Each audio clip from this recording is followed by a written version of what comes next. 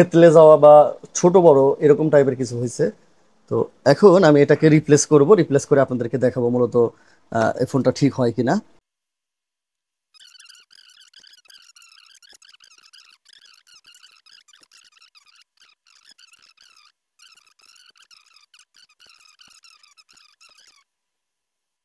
তো এটা আমাদের রিপ্লেস করা হয়ে গেছে।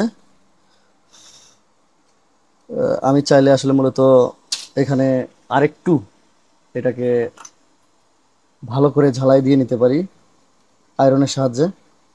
তাহলে যদিও হট এয়ার গানে যেটা লেগে গেছে এটাই কাজ হবে, এখানে আয়রন না ধরলেও চলবে।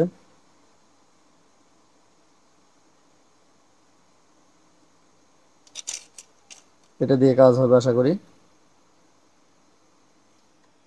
তো এটাকে একটু ক্লিন করে নেওয়া যায়।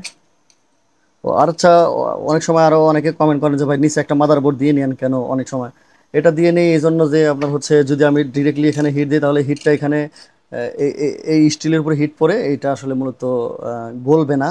এই জন্য একটু উঁচু করে নেই, উঁচু করে নিলে এটা সুন্দরভাবে এটাকে গলাতে পারে, মাদারবোর্ডটা সুন্দরভাবে কাজ করা যায়।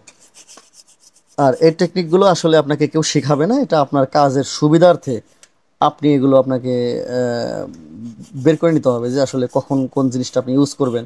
এগুলো আসলে কোনো কাজের ভিতরে পড়ে না, এগুলো হচ্ছে আপনার নিজে থেকে আপনাকে বুঝে বুঝে বের করে নিতে হবে, এই হচ্ছে বিষয়।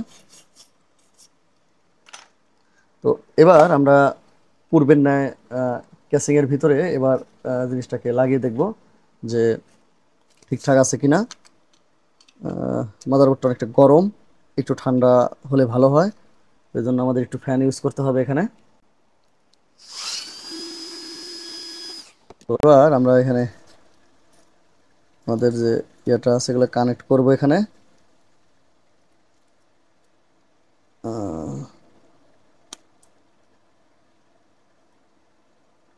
এই দেখেন এবার কিন্তু এখান থেকে এটা উঠে আসতেছে না। এই যে দেখেন,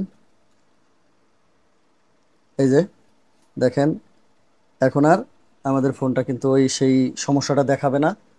এটা আশা করি সলভ হয়ে যাবে, যেহেতু আমাদের আইডি লাইন ঠিক ছিল, পজিটিভ লাইন ঠিক ছিল, জিএনডি লাইনও ঠিক ছিল।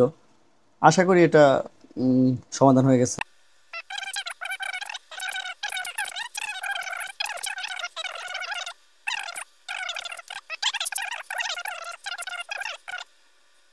তো দেখতে পাচ্ছেন যে আমাদের ফোনটা কিন্তু পুরোপুরিভাবে চালু হয়ে গেছে এবং এখানে তখন 0% চার্জ দেখালো, এখন দেখাচ্ছে হচ্ছে 50% চার্জ। এই যে দেখেন, যদিও এখানে একটু গ্লাসটা ভাঙা এই জন্যে তেমন বোঝা যাচ্ছে না, তবে এটা 50% চার্জ আছে এখানে। তো আশা করি কাজটা আপনাদের ভালো লেগেছে।